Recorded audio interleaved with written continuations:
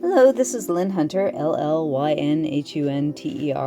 I know I'm always spelling my name at the beginning of these videos, if you've been watching past ones, primarily because it's one way you can find me online, and my name is unusually spelled with the double L. It's a Welsh spelling. It means lake in Welsh. You pronounce it Llyn if you're going to pronounce it correctly. But anyways, that's why I'm always spelling my name at the beginning of these videos. And what we're doing today, this is alligator shoes. I do punnies. I do a lot of visual puns. One is to be a piece for a book I'm doing, along with a giveaway to my Patreons.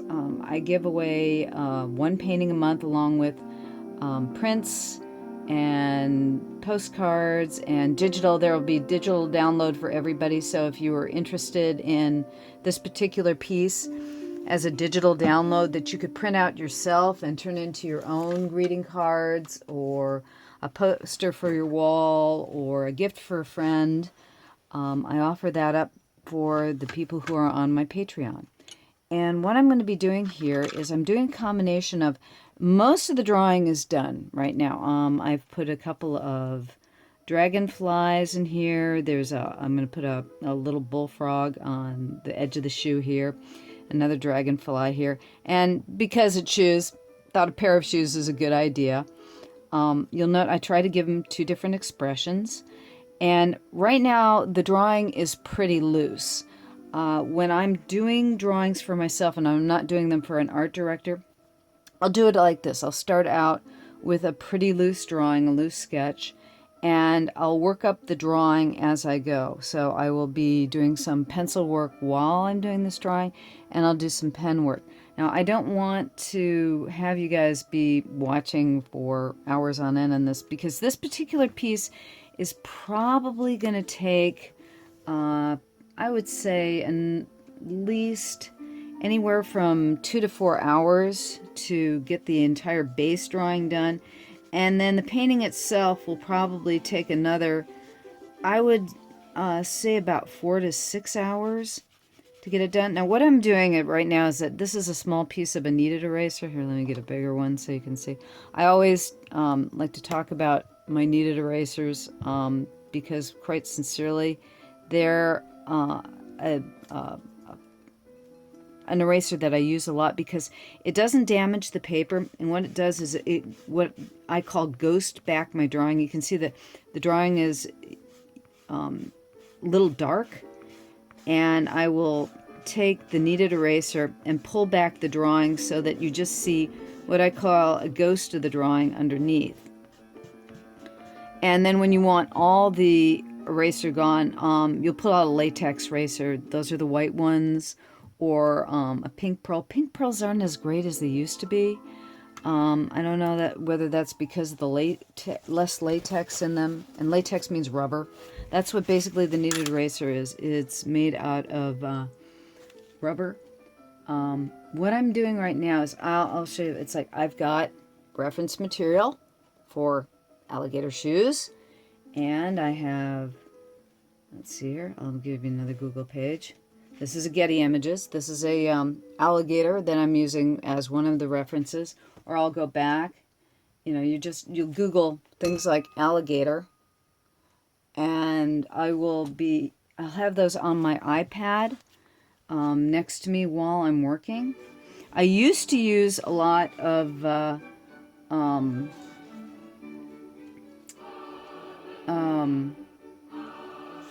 that's fun.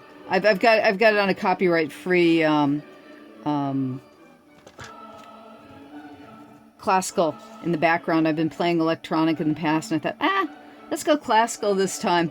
And I was like, when was the last time you heard the Hallelujah chorus? And they had Furelise on before as copyright-free music.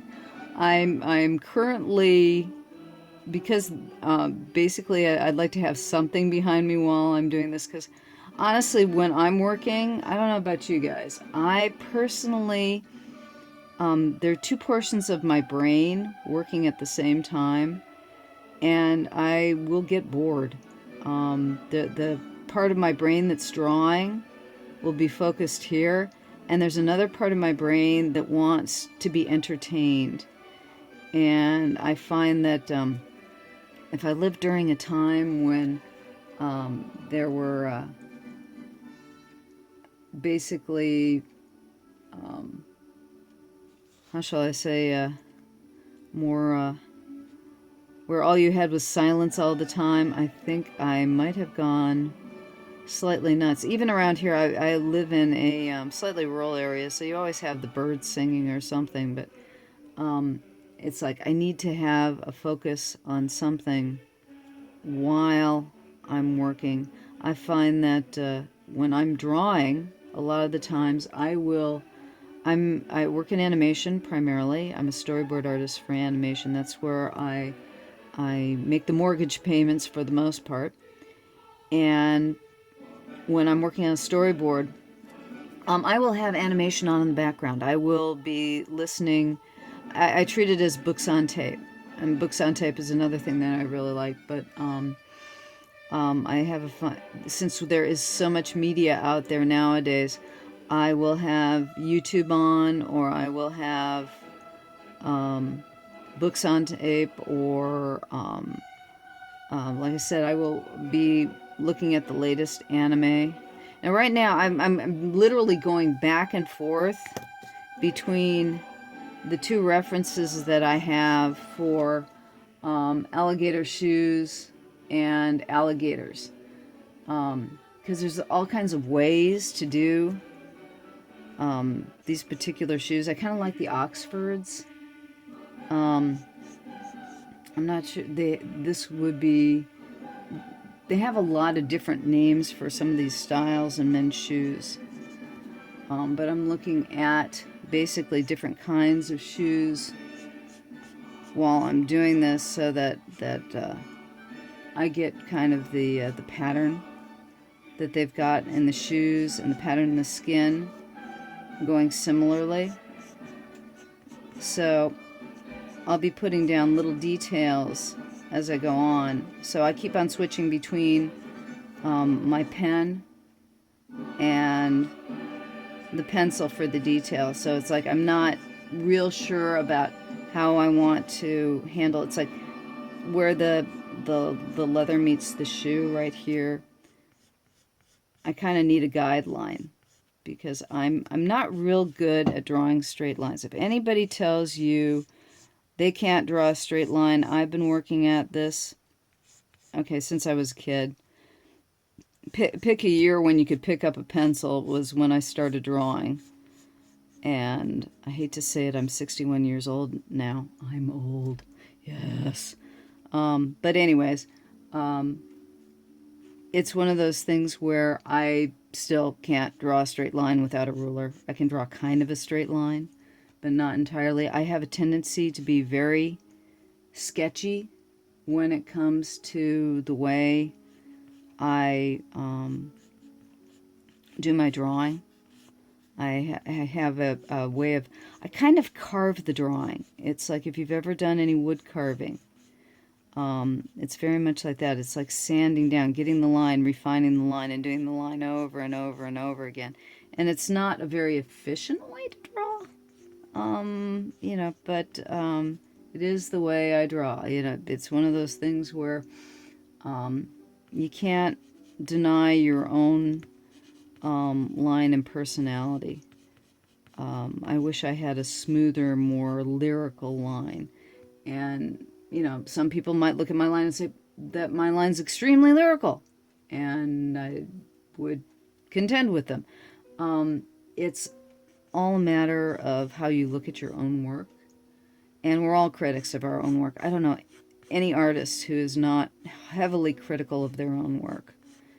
We'll look at it and we'll go, yeah, I kind of like that. I liked what I did. But it's often when you finish a drawing, you'll go, that wasn't as good as I could have done it. Or it's part of being an artist. You will always be critical of anything you do yourself. And it's just kind of the curse of being an artist. I know very few professionals who absolutely love their own work. Or I should honestly say there are two kinds of professionals. There are the professionals who think that their work is impeccable and nothing can be done against it, and they are the best artists that ever existed, and that's why they get to be that way, because they have egos that definitely get them over the hurdle to be amazing artists. And then there are the rest of us who, I mean, I've made a living at what I do for, I had to say, probably close to 45 years.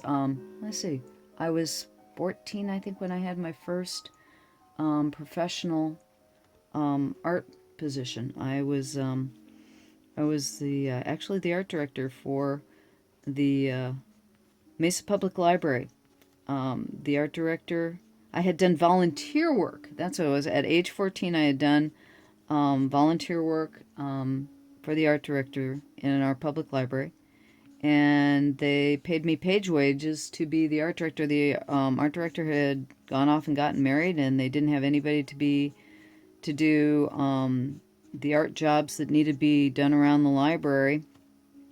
When I was 18, and I got paid for a summer, page wages, to be art director for the Mesa Public Library in Mesa, Arizona. And that was quite an amazing job. So the thing is that, and if you considered, my mother was a silversmith and a jewelry maker, and she had her own gift shop called Sun Traders, and she had it in several places in Mesa, Arizona. Believe it or not, my mom sold seashells in Mesa, Arizona. And she would make necklaces and jewelry and mirrors and that sort of thing. Very beautiful, beautiful shell-based works. And I would make necklaces for my mom. And it's funny, she wouldn't pay me to mind the shop, but she would pay me when one of my necklaces sold. So that was, I never could quite figure that out, that my labor was not valuable, but my doing the necklaces were. But I never could understand, because she never took out any money for the beads and stuff on the necklaces. It was always kind of strange to me. My mom and I had an interesting relationship, but that's something for another time.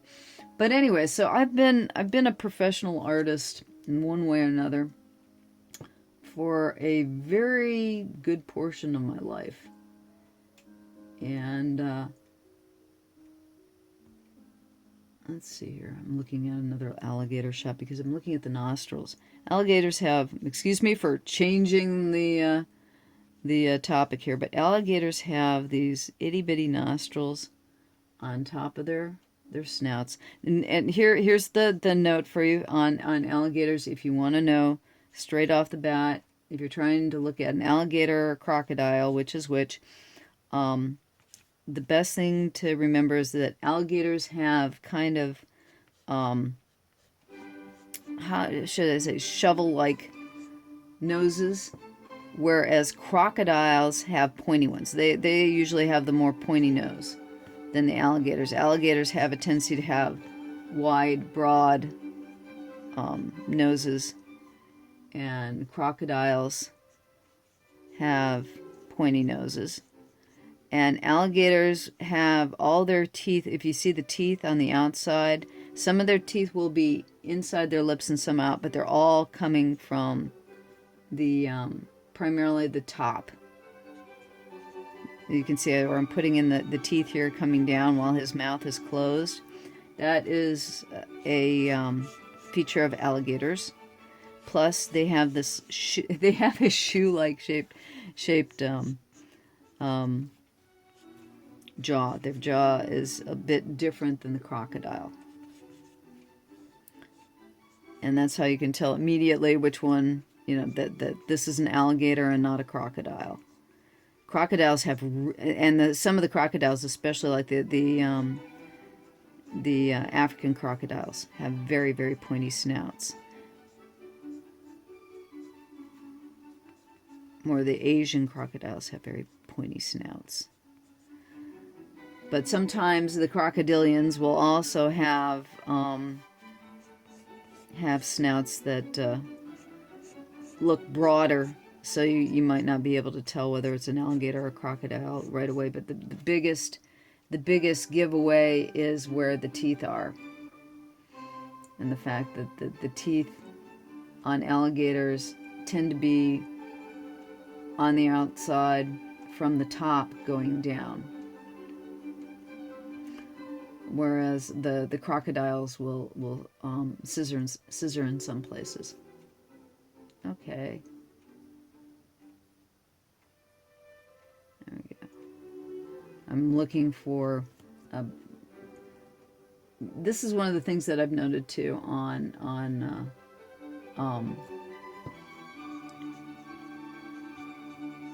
when you're looking for reference material on the internet, you don't always get the best photographs. One of the things that I missed, I have a lot of book reference, and you got to remember that an editor will go through thousands and thousands of photographs before picking the just right photograph in a reference book for a particular animal.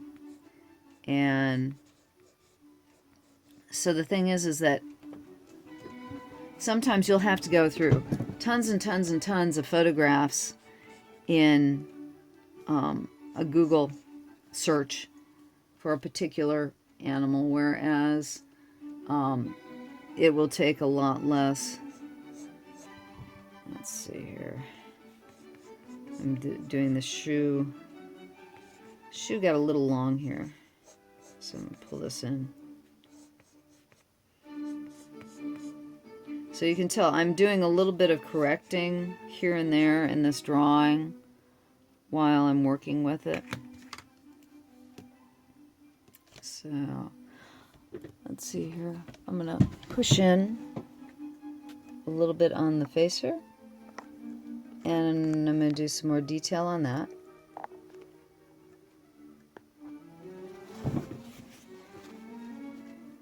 And as I said, this is going to take actually quite a bit of time. It's not like when I do the alphabet letters, those I can turn around in usually 30 minutes for the drawing and 30 minutes for the painting, and they're usually 4 by 4 inches, where this is a 9 by 12 piece. And depending on the detail work that you put into a piece like this gives you, how much time you're going to be putting in on it. And also, with this particular piece, I've got several things that I need to reference. It's not like I'm just referencing the alligators and the shoes. I'm going to put, like I said, I'm going to put a little frog here, and I'm going to put some dragonflies, just to give the piece a little more interest. I was thinking about putting a frog inside one of the alligator's mouth, but I thought, that might be a little bit on the morbid side. So I thought, maybe not. We'll stay away from the frog inside the mouth, and that's why I decided to put him on the edge of the shoe there. But you can tell right now, what I'm doing too is, you'll note there's a differing amount. You might find if you do ballpoint pen over pencil, there's a bit of a carbon buildup. You've got graphite buildup. And that's why too, you might want to pull back the drawing. I put in the detail here.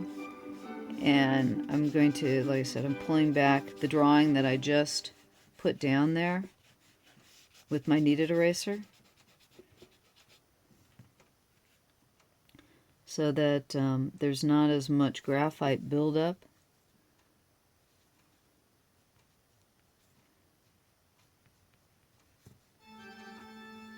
Oh, I love this.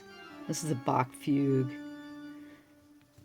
If you have never seen 20,000 Leagues Under the Sea, go get yourself a copy of Disney's 20,000 Leagues Under the Sea. I'm sure Netflix has a copy of it. You got the Bach fugue in the background. This is just, it's, what kind of, What kind of, I always wonder, you know, when you hear music like this, this is church music, and it's like, what type of attitude or feeling did they have when, you know, you're talking about, this is the 1700s, and technology is low, death rates are high.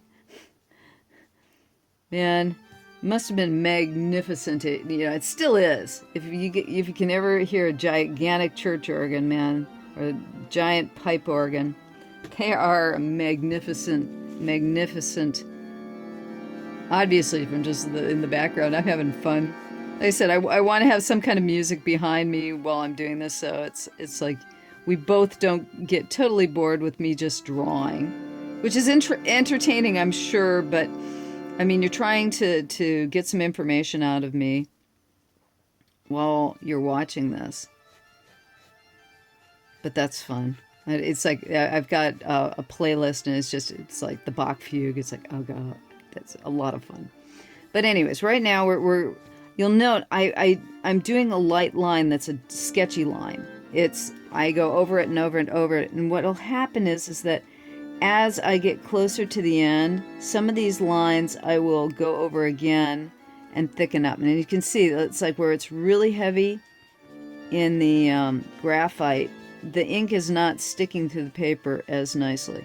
And this paper is Arches hot press. I use cold press sometimes as well, but this particular time I'm using hot press. I particularly like the way paint works on hot press, and I like the way the pen line goes down on hot press. So that's why I'm using this particular paper. It's thick. If I make mistakes, I can use an X-Acto knife blade to pick out my mistakes. Okay, now what you're seeing right now, with ballpoint pen, it rolls. The ballpoint rolls the ink onto the paper. And what happens is sometimes when the graphite's there, it's slick. Graphite itself is, they use it in motor oil and lubricants because it's got oil in it. So it's like sometimes the ball in your ballpoint pen will get stuck. So it's good to have like a piece of paper like I have right here. I've got a Post-it pad that I'm using to get the pen rolling again if it gets wrapped up in a little too much graphite. And you can tell I'm being a little bit sketchy now.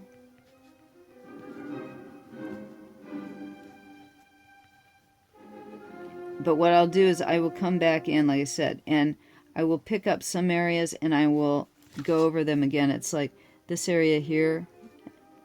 I will, after it's all done, and mind you too, be wary of when you get big areas of ink like that. You want to be careful not to smear them. Because they will smear before they dry. And so either taking, like after you've gone over an area like that, post it down like this, and then, you know, pick another area to work on. And what that'll do is then that gives that area a time to dry, or you can blot it.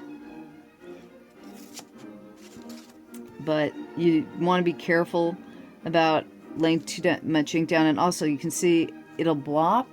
You see that on my camera here?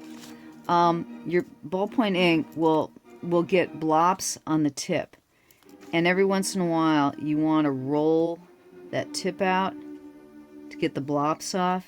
Or the other thing I do is I'll draw it on a piece of paper towel, and that'll help keep from getting too many blops. I actually like the blops sometimes because they act like punctuation in the drawing.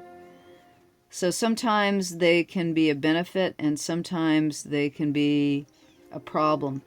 And I've shown before in some of my other videos, I'll probably sometime in this video show you too, how to correct mistakes with an X-Acto knife or a knife blade by scraping away your mistake and sanding down the, basically you end up sanding down the paper underneath your mistake so that it doesn't show. You can literally make huge mistakes in pen and watercolor and fix them with a knife blade, because what happens is that you'll be able to scrape it away in the paper and nobody will ever be able to see where you made the mistake. Unless they went over it with a magnifying glass. I've made quite a few mistakes that you can, you know, if you look real closely, you can find where I've made the mistakes, but for the most part, the best thing about when you're doing traditional artwork of any kind is being able to correct your mistakes. One of the things that I find with digital that people have the advantage of nowadays is the undo button. I mean, it's really easy to fix all mistakes when you're doing digital. And mind you, that gives you some ability to correct things as well, but that's part of the mystery and the majesty and what have you of doing traditional, is being able to make mistakes and being able to figure out how to fix those mistakes and making decisions that you actually are not super easy to correct. I mean, it's like if I get my color wrong, I mean, I can take this drawing or this painting when it's done, and if I don't like the color, I can totally change it after the fact in Photoshop. I mean, you can take, if you're familiar with the program at all, you can take anything you've done and change it from one color to a completely different color scheme, any mistake you've made. And a lot of times if I've done a mistake that I think is an eyesore or that I can't pick out with a X-Acto knife blade, or I can't fix while I'm painting, I will go back in after the fact and fix in Photoshop after the fact. If it's going to go to print, then you can do anything you want, and I've done that too. But the joy of doing traditional is a sense of feeling. I mean, you don't get the texture you do with doing a Photoshop painting, and you don't have the finished artifact. You have printed work, but you don't have artifacts when you're done. So there are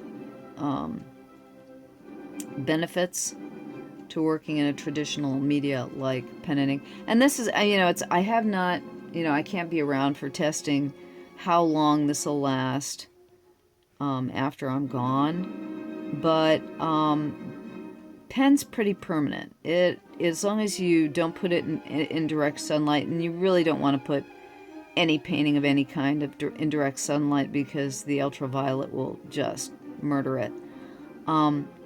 But as long as it's, most paintings, if they stay out of direct sunlight, ballpoint will not fade per se. I mean, at least Bic Stick won't fade, probably for at least, you know, I would say a couple hundred years, as long as it's, you know, kept in reasonable light. Same thing with most watercolor. As long as you're using earth, especially lots of earth tones, and you stay away from the dye pigments. Sometimes you can't stay away. I mean, alizarin crimson is not going to last as long as the cats. And if you don't know what the difference between a cadmium is, basically a mineral-based pigment that I don't know. I don't think they're using real cadmium nowadays. I'd have to look it up. Because real cadmium is highly poisonous. It's kind of like lead. They used to use lead to make white, but once they found out that lead was really poisonous, they switched to zinc. So if you're painting in an oil paint and you want a really nice, luscious white to blend in your color, people will still use lead white because it's poisonous, but you know, in an oil painting, it'll get bound to the surface by the varnish that holds the pigment. That's basically the glue for the pigment. So the one thing is you don't want to stick your brush in your mouth after you used lead paint of any kind. You want to make sure your hands are washed. Lead's dangerous, poisonous stuff. Oh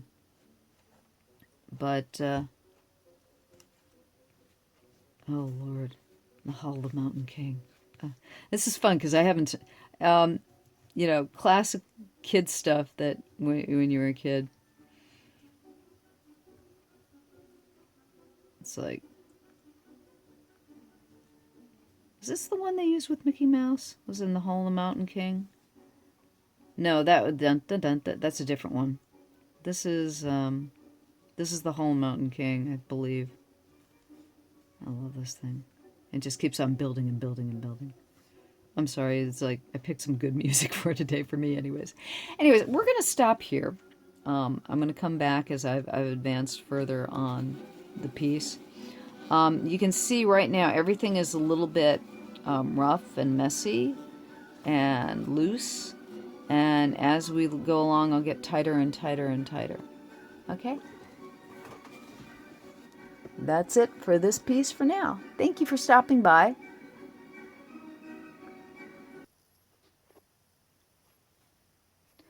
Okay, I'm adding the final touches on this particular drawing so you can see what I've done thus far. And we're going to do a little bit of correction on it. And so I'm going to show you a little bit more of the finished detail. You can tell I put a lot of detail in on the shoes here and up the sides.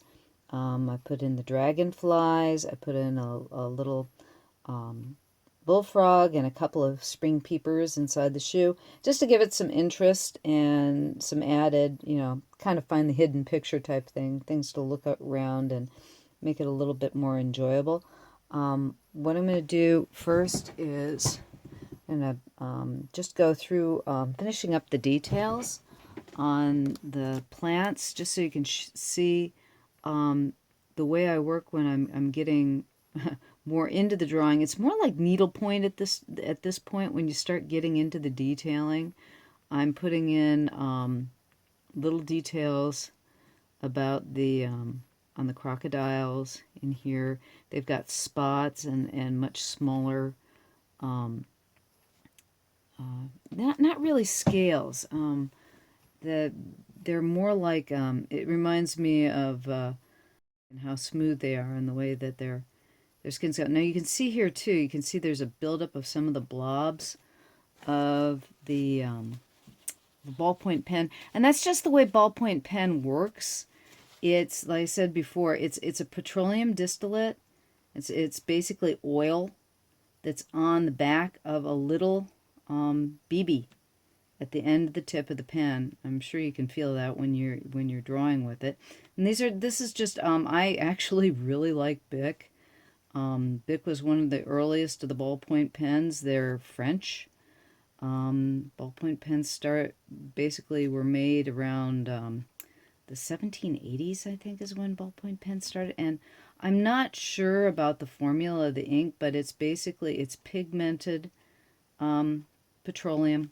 So when you think about it, you're actually drawing with oil paint in some respects. It's a kind of oil paint that you're drawing on there, and that's why when you get ballpoint pen in clothing, it's tough as heck to get out, and that's why that it's been used for legal documents and check writing and things like that for ages, because technically it's really hard to erase, but you can erase it.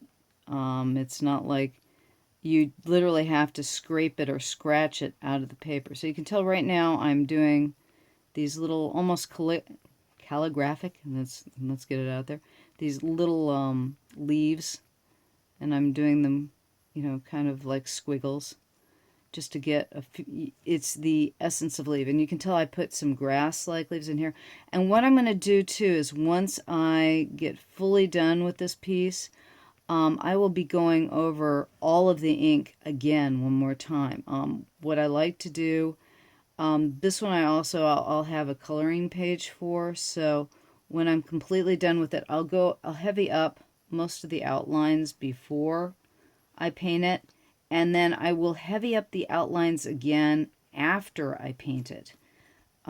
Just because the sketchiness of the lines get cleaned up.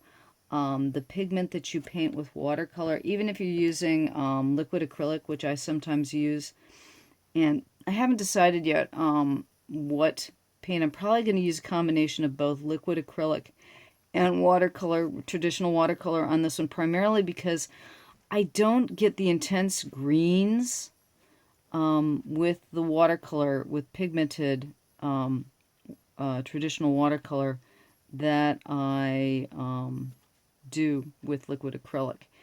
And I know that also liquid acrylic will be somewhat... Actually, we don't know which is going to be more permanent in the long run. Will it be the plastic with a little bit of dye and pigment in it, or will it be the pigmented ink? The viridians are fugitive, meaning they don't last as long as some of the other colors. A lot of the greens, the permanent greens, last longer. But again, when with watercolor, you've got various kinds of minerals trapped in a water-based glue. That's basically how watercolor paint works. And so the more earth tones have a tendency to last longer.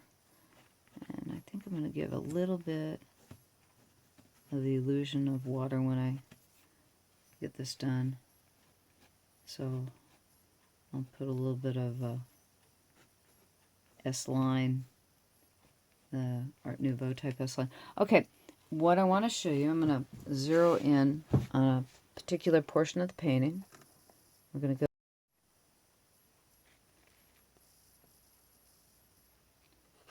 Okay, I want to go in. There we go. Right, let me get a little bit wider here. And then I'm going to pull it down right there. You can see right here I've made, there have been some little splotches of the ballpoint pen, and I want to show you how to get rid of those. Again, this is hot press paper. This is Arches 150 pound or 300 gram watercolor paper. So what you start with, this is just a regular X-Acto knife blade. You can use a razor blade or a box cutter knife edge, you know, something, any sharp edge. I like to have the tip of the razor blade to get the scraping of the point there. And what I'm doing is I'm literally shaving away the paper, just like you would do if you were sanding down with sandpaper. And if you want to, waiting a day for the ink to dry is always a good thing. I'm doing this the same day. If you can wait a day for the ink to dry, that's always better. And the same thing goes for erasing. It's like, you have to be really careful about your blobby areas, like here and here and here, where the ink has dropped blobs on the paper. Don't erase your pencil away until your paper's dried at least for several hours, because all right, so otherwise you're gonna smear those blobs just like I did here with this. Okay, so you're going to scrape that away. Then I take my good old Kneaded eraser. I said again, this is just straight latex that has been whipped up with air in it. And it works the way that bread dough used to do for Renaissance painters. And you can see it's already, most of it's gone away. Then, this is a white latex eraser. It's plastic. You can get those at, any office. You can get both the Kneaded eraser and the latex eraser at your local stationery store. They'll have both of them. Most of the kids' erasers, the funny shaped erasers nowadays, those are made out of latex. So you can see that takes care of most of it. There's still a little bit of scraping there. So I'll go back in like one more time and do a little more shaving down of the fibers. Because what you're doing is you're cutting away the fibers on the surface so that they get smoothed out. And then what you're doing with the erasers too, along with getting rid of the little hairs, is you're burnishing down the paper. So that when you come back in with watercolor and you paint over the top of it, you may see a little darkening in that area.